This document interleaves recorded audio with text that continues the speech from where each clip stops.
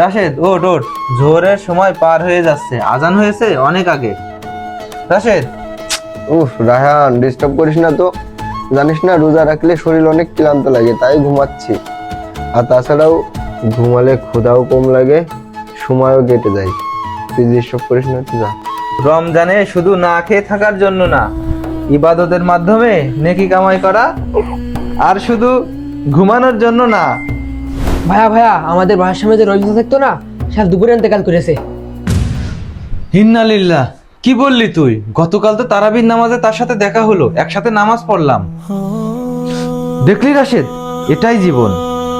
আহারে, রহিম চাচা হয়তো কাল রাতেও জানতো না আজকের জোহরটাই তার শেষ সময়, আর তুই সেই মূল্যবান সময়টা ঘুমায়ে নষ্ট করছিস।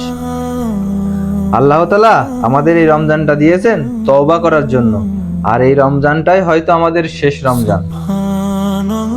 আসলে আমি তোর কথা শোনার পরে বুঝতে পারলাম আমি আসলে শয়তানের ধোঁকায় পড়ে ভুল করেছি। রোজা মানে না খেয়ে থেকে সময় পার করা না। কিভাবে জানবো যে আমি আর আজ ইফতার পর্যন্ত বাঁচবো কিনা? আসলে আমার ভুল হয়েছে। চল নামাজ পড়ি, আর নামাজ শেষে হুজুরের সাথে মসজিদে বসে কিছু কথা বলি। ঠিক বলেছিস, তাহলে চল আমরা মসজিদে যেয়ে জোহরের নামাজটা পড়ার পরে কিছুক্ষণ কোরআন তেলাওয়াত করি। আসলে এই সময়টা খুব মূল্যবান।